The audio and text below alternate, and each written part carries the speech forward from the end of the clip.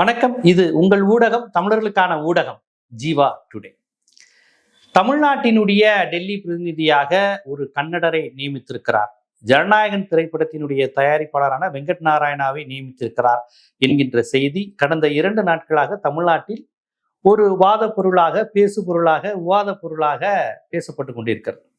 இந்த செய்தி வந்தவுடன் நான் என்னுடைய கண்டனத்தை சன் நியூஸ்ல பதிவு செஞ்சேன். நான் இந்த மாதிரி பேசியிருக்காங்க, இது வன்மையான கண்டனம் அப்படின்னு இந்த செய்தி வந்த உடனே நான் சன் நியூஸ்ல அதை வந்து பதிவு செஞ்சேன். நான் அப்போ என்ன சொன்னேன்னா, நாளைக்கு பாருங்க மதிமுக எவ்வளவு பெரிய ஆர்ப்பாட்டத்தை பண்ண போறாங்க, விடுதலை சிறுத்தைகள் வெட்டித்து கிளம்புவாங்க, தேசிய கட்சிகளான இந்திய கம்யூனிஸ்ட் கட்சியும் மார்க்சிஸ்ட் கட்சியும் என்ன முடிவெடுப்பாங்கன்னு எனக்கு தெரியல. பட் அவங்களும் இதை ஏத்துக்க மாட்டாங்க. ஏன்னா அவங்களும் வந்து மாநில சுயாட்சி, தமிழ்நாடுங்கிற பேரு உணர்வு, இந்த உணர்வு உடையவர்கள் என்பதால் திராவிட கட்சிகள் அளவுக்கு மாநில சுயாட்சி இந்த மாதிரி கான்செப்ட் இல்லைனாலும் ஏக இந்திய அமைப்பை ஏற்றுக்கொண்டாலுமே மொழி வழி உணர்வுக்கு மரியாதை தருபவர்கள் இடதுசாரிகள் சொன்னேன்.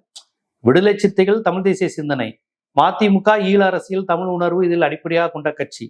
இடதுசாரிகளும் பேசுவாங்க. ஏன்னா இப்ப தமிழ்நாடு பேர் தீர்மானத்துக்கு பூபேஷ் குப்தா ஆதரிச்சாரு. மேற்கு வங்கத்துல இருந்து கன்னியாகுமரி தனியா வர்றதுக்கான போராட்டத்தை நடத்தினதுல இடதுசாரிகளுக்கும் ஜீவானந்தத்துக்கும் பெரிய பங்கு உண்டு. தமிழ்நாடுங்கிற பேரு வைக்கணும்னு சங்கரலிங்கனார் போராடின போது என் உடலை கம்யூனிஸ்ட் கட்சிக்கு கொடுங்கன்னு சொன்னார். இந்த அளவுக்கு இடதுசாரிகளுக்கும் தமிழ்நாட்டுக்குமான அந்த மாநில உணர்வு, மொழி உணர்வு, அரசியலுக்கு தொடர்பு இருக்கு. அப்ப விஜயை ஆதரிக்கின்ற இடதுசாரிகள் கடுமையான எதிர்வினை ஆற்றுவார்கள்.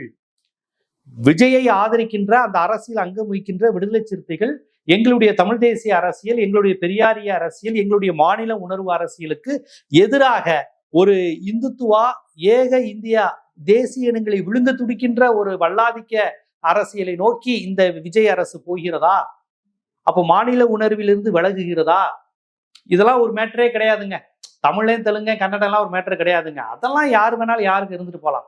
எப்படி இந்திய நார்மலைஸ் பண்ணுது பிஜேபி, எல்லாரும் இந்துதான்ங்கிறத நார்மலைஸ் பண்ணுது, அது மாதிரி தமிழ்நாட்டுக்காரன் தமிழனா இருக்கணும், தெலுங்கனா இருக்கணுங்கிற அந்த அடிப்படையான திராவிட கட்சிகள் மாநில உணர்வு தமிழ் தேசிய அரசியலை உதைச்சு தள்ளிட்டு டெல்லி பிரதிநிதியா ஒரு தெலுங்கு இருந்தானே, கன்னடம் இருந்தானே, எல்லாம் ஒண்ணுதான். அது ஒண்ணு சும்மா டம்மி தான். இதுல என்ன ஆயிரப்போகுதுன்னா மும்மொழி கொள்கை இப்ப ஏத்துக்கோங்க, 3ஆவதா ஒரு மொழி படிங்க, இதைத்தானே பிஜேபி சொல்லுது, ஏத்துக்க வேண்டியதானே. என்ன பாஸ், பிஜேபி சொன்னா தப்பு, நீங்க சொன்னா சரியா? பிஜேபி சொன்னதையே நீங்க சொன்னா சரியா? பாஜக தானே சொல்லுது 3 மொழி படி, இந்தி தானே தேசிய மொழிங்குது. ஏன் அண்ணா ஏத்துக்க மாட்டேங்கிறாரு, பெரியார் ஏத்துக்க மாட்டேங்கிறாரு, கலைஞர் ஏத்துக்கல, ஸ்டாலின் ஏத்துக்கல, எடப்பாடி ஏத்துக்கல, விஜய் மட்டும் எல்லாத்தையும் டக்குன்னு ஏத்துக்கிறாரு. டெல்லியோட எல்லா மேட்ரு, பிஜேபியினுடைய விவகாரங்கள் எல்லாம் பேருக்கு கொள்கை தலைவர் பெரியாருன்னு சொல்லிட்டு பிஜேபியினுடைய எல்லா அஜெண்டாவும் வருது. தேசிய கீதம் 2 தடவை பாடுறது, தமிழ் தாய் வாழ்த்துக்கு மோடிட்ட பெர்மிஷன் லெட்டர் ஒபிடியன் கிளீன் போட்டு வாங்கிட்டு வருவது, இதெல்லாம் பாருங்க மறைமுகமா வருது. எல்லாத்தையும் தனியார் மயமாக்குறது எல்லாம் பாஜக அஜெண்டா. மொழி உணர்வை சிதைத்தல், மாநில உணர்வை சிதைத்தல், இந்துத்துவாவை கொண்டு வர்றது, குர்பானிக்கு தடை, எல்லாம் கொஞ்சம் கொஞ்சமா வருது பாருங்க. விஜய் வந்து வெளிப்படையா இந்துத்துவா பேச மாட்டாரு, இந்து ராஷ்டிரா பேச மாட்டாரு, ஆனால் மோடியை பகைத்துக் கொள்ள மாட்டார். அது அவங்களே சொல்றாங்க, கண்மூடித்தனமா நாங்க பிஜேபி எதிர்க்க மாட்டோம், மத்திய அரசை பகைத்துக் கொள்ள மாட்டோம், எங்க பாணியே வேறங்கிறார். பாஜகவை விமர்சிக்க மாட்டோங்கிறது தான் வேற டோன்ல சொல்றாங்க. அவ்வளவுதான், அதை நம்ம புரிஞ்சுக்கணும். எனக்கு விஜய் கட்சி இப்படி மாநில உணர்வு, மாநில சுயாட்சிக்கு எதிராக செயல்படுவதில் ஆச்சரியம் இல்லை. அவர் ஜனநாயகன் பட தயாரிப்பாளர் தான் தெரியும். ஏன்னா அவருடைய நண்பர்கள் அவங்க தானே.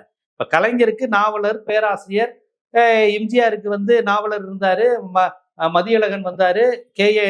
கிருஷ்ணசாமி வந்தாரு. அவங்களுக்கு அவங்கவுங்க ஆட்கள் மாதிரி. விஜய்க்கு ஜனநாயகன் பட தயாரிப்பாளர், இவர் பிஆர்ஓ ஒர்க் பார்த்த ஜெகதீஷ் பழனிசாமி, இவருக்கு எனி டைம் ஜோதிடம் பார்த்து சொல்லக்கூடிய அந்த ஜோதிடர் ரத்தன் பண்டிட், அந்த ஜோதிடர், அப்புறம் இவருக்கு ரொம்ப ஃப்ரெண்டா இருக்கக்கூடிய ஆந்திராவை சேர்ந்த விஷ்ணு ரெட்டி, இவங்க தான் விஜய்க்கு தெரியும். அந்த 4 பேருக்கும் வந்து மாநில உணர்வு, தமிழ் தேசிய உணர்வு, தமிழ்ங்கிற உணர்வு இதெல்லாம் இருக்க வாய்ப்பே இல்லை. ஏன்னா ஆந்திரா ரெட்டி, ஆந்திராவை சேர்ந்தவர் தான் தமிழ்நாடு பிரதிநிதி. நம்ம முதலீடுகளை இருக்கக்கூடிய முக்கியமான இடத்துல இருக்கக்கூடிய விஷ்ணு ரெட்டி, அவர் ஆந்திராக்காரரு. அப்புறம் ஜான் ஆரோக்கியசாமியும் ஆந்திராக்காரங்கிற மாதிரி ஒரு தகவல் வருது. அது உறுதியான தேர்தல உறுதிப்படுத்துங்க. கிறிஸ்டின்னு தெரியும், ஆந்திராவா என்னன்னு தெரியாது, ஆனால் அவரும் தமிழர் இல்ல, ஆந்திரா மாநிலத்தை சேர்ந்தவருங்கிறாங்க.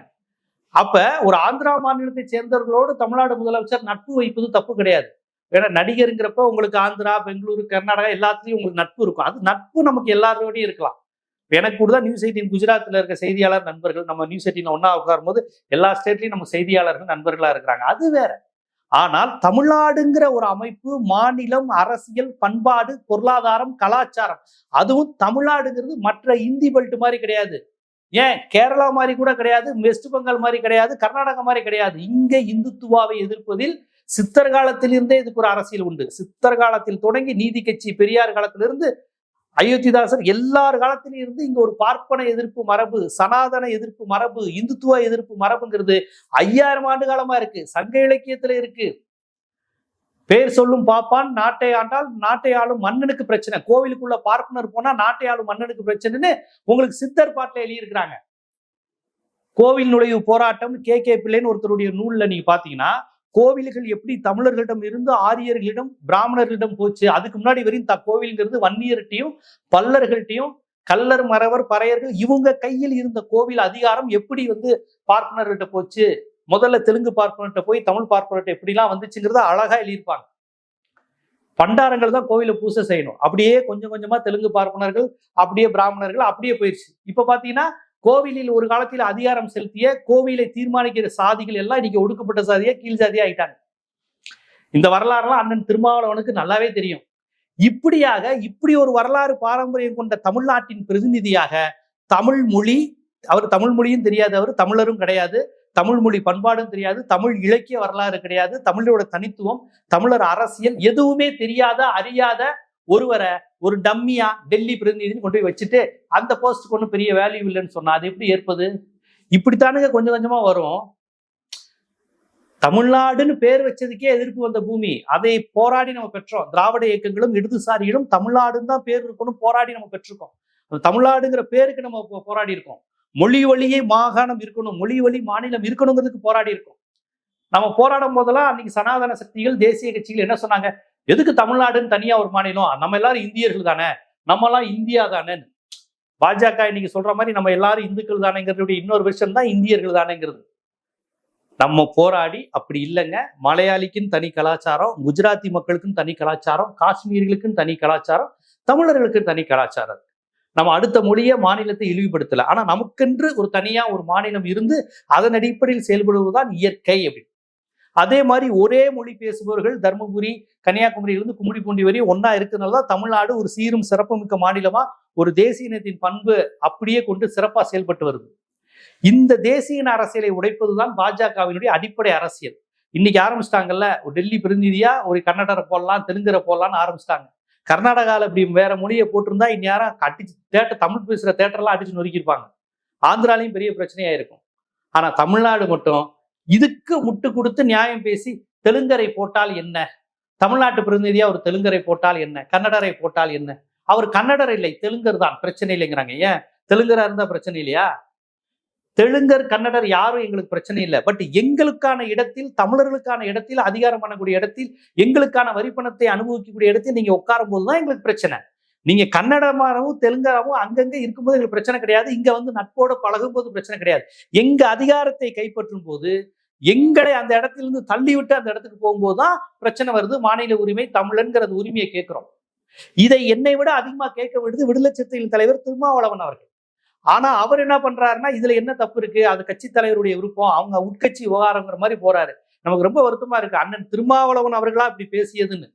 ஏன்னா கச்சத்தீவு குறித்து, தமிழீழம் குறித்து, முல்லை பெரியாறு குறித்து, காவிரி விவகாரம் குறித்து, மேகத்தாடு குறித்து அண்ணன் பேசிய வரலாறு, குறிப்புகள், போராட்டம், பேரணிலாம் ஏகப்பட்டது. அந்த அளவுக்கு இன உணர்வை, மொழி உணர்வை ஓட்டியவர். சாதி ஒழிப்பும் தமிழ் தேசியமும், தமிழ் தேசியம் இல்லாத சாதி ஒழிப்பு சாத்தியம் இல்லை, சாதி ஒழிப்பு இல்லாமல் தமிழர் விடுதலை சாத்தியம் இல்லைன்னு முழக்கம் வச்சவர் அவர் தான்.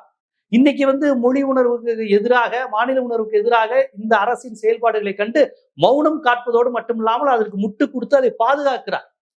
அப்ப இந்த விஜய் அரசு என்ன செஞ்சாலும் பாதுகாப்பாங்களா? ஜோதிடரை நியமிச்சாலும் அண்ணன் திருமாவளவன் ஆதரிச்சார். ஜோதிடர் நியமித்தார் என்னன் தந்தை பெரியாரை ஏற்றுக்கொண்ட அண்ணன் திருமாவளவன் அவர்கள், பகுத்தறிவாதியான திருமாவளவன் அவர்கள், கடவுள் நம்பிக்கை இல்லாத திருமாவளவன் அவர்கள் ஒரு ஜோதிடர் தலைமையில் ஒரு அரசு இருக்கலாமா? நம்ம வரி பணத்துல ஒரு ஜோதிடருக்கு போகலாமா அப்படிங்கிற கேள்வியை முதல் ஆளாக நின்று கேட்பார் என்று எதிர்பார்த்தால் அதுக்கும் ஆதரவு தெரிவிச்சார். அப்பயே நமக்கு அதிர்ச்சி. கடைசியில் பார்த்தா இப்ப தமிழர்களுக்கு எதிராக தமிழ்நாட்டின் பிரதிநிதியாக யாரோ ஒரு ஆந்திராக்காரர், கன்னடக்காரர் வந்தா கூட சரி, இதுல என்ன தப்பு இருக்கு, இதனால ஒண்ணும் ஆகாதுன்னு நிர்மல்குமார் மாதிரியே இவரும் பேசுறாரு. அப்போ நமக்கு ரொம்ப அதிர்ச்சியா இருக்கு. இடதுசாரிகள் கண்டிச்சிருக்கிறாங்க, மறுபரிசீலனை செய்யணும்னு சொல்லியிருக்காங்க இந்திய கம்யூனிஸ்ட் கட்சி. அந்த விதத்துல மகிழ்ச்சி, வாழ்த்துக்கள். ஏன்னா பூபேஷ் குப்தாவினுடைய வாரிசுகள் அவங்க. தமிழ்நாடு மொழிவழி உணர்வு அந்த இடதுசாரிகளுக்கு இருக்குன்னு நான் பாராட்டுறேன். ஆனா இது போதாது. பாஜக வந்துடக்கூடாது, குடியரசுத் தலைவர் ஆட்சி வந்துடக்கூடாதுன்னு சொல்லிதான் நீங்க என்ன பண்ணீங்க, ஆதரவு தரீங்க.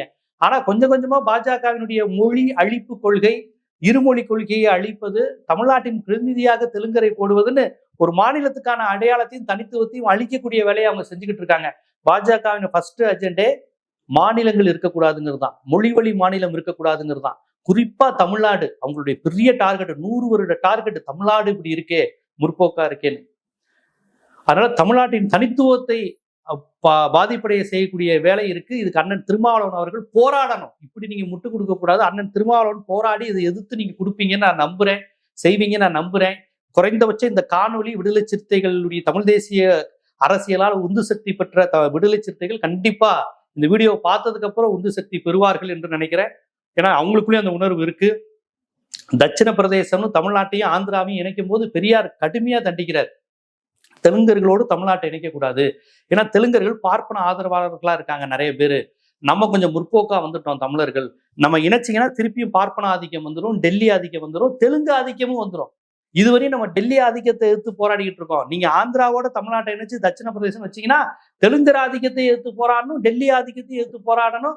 நமக்கு கூடுதல் சுமையாயிரும். ஆனால் தெலுங்கர்களோடு தமிழர்கள் இணையக்கூடாது, அந்தந்த மாநிலம் மொழி அடிப்பில் தனியா இருக்கணும் என்று சொன்னவர் தந்தை பெரியார். அவரை தலைவராக ஏற்றுக்கொண்டவர் அண்ணன் திருமாவளவன் அவர்கள். ஆகவே தயவு செய்து இந்த விஜய் அரசு இப்படிலாம் செய்வதை நீங்க தடுப்பீங்கன்னு நினைச்சுதான் உங்களுடைய ஆதரவையெல்லாம் நாங்க சரி அண்ணன் ஆதரிக்கிறாரு, இந்த அரசு இந்துத்துவ போக்குல போகாதுன்னு நினைச்சா எல்லா விதமான போக்கும் போவதும் நீங்கள ஆதரிப்பதுங்கிறது வருத்தமா இருக்கு. உங்களை போன்றவர்கள் கண்டித்தால் அவர் கண்டிப்பா அந்த பரிசீலனை செய்வார். இந்த நியமனத்தை நீங்க செய்வீங்கன்னு எதிர்பார்க்கிறேன். மறுமலர்ச்சி திராவிட முன்னேற்ற கழகம் வைகோ அவர்களே, நீங்க திமுகல இருங்க, எந்த கட்சியிலும் இருங்க, உங்க அடிப்படை கொள்கையான தமிழர் அரசியலை கைவிட்டுறாதீங்க. ஒரு தெலுங்கரை எப்படி நியமிக்கலாம் அப்படின்னு நீங்களும் போராட்டம் பண்ணுங்க. நீங்க விஜயோட உறவு கொண்டாடிக்கோங்க, கட்டி பிடிச்சுக்கோங்க. விஜய் தான் கிடைக்க அதிபதி, என்ன வேணாலும் சொல்லி பாராட்டுங்க, முதலமைச்சரை பாராட்டுங்க, ரொம்ப மகிழ்ச்சி. அதே சமயம் நீங்க கோரிக்கை வைங்க, நீங்க தெலுங்கர் பிரதிநிதியை போடக்கூடாது, தமிழ்நாட்டை சேர்ந்தவர் தான் போடணுங்கிற கோரிக்கை நீங்களும் வைக்கணும் அப்படிங்கிற இந்த ஆசையை நான் வெளிப்படுத்துறேன். கண்டிப்பா இந்த வீடியோவை மரியாதைக்குரிய தலைவர்கள் திருமாவளவன் அவர்களும் வைகோ அவர்களும் பார்க்கணும். தங்களுடைய முடிவை மாற்றிக்கொண்டு போராட்ட களத்தில் இறங்கணும். இறங்கி உங்களுடைய தமிழர் அரசியலை, முற்போக்கு கருத்தியலை பேசி இந்த அரசை மாற்ற வைக்கணும். இந்த அரசின் தப்பான போக்குல போனா கூட நீங்க சரியா திசை மாற்றி கொண்டு போகணும் அப்படிங்கிற நோக்கத்துக்காக தான் இந்த காணொலி. இது போன்ற அரசியல், சமூகம், சினிமா, சட்டம் போன்ற பல்வேறு விழிப்புணர்வு காணொலிகள் உங்களை வந்து சேருவதற்கு ஜீவா டுடே சேனலை சப்ஸ்கிரைப் பண்ணுங்க, ஆதரவு தான். நன்றி.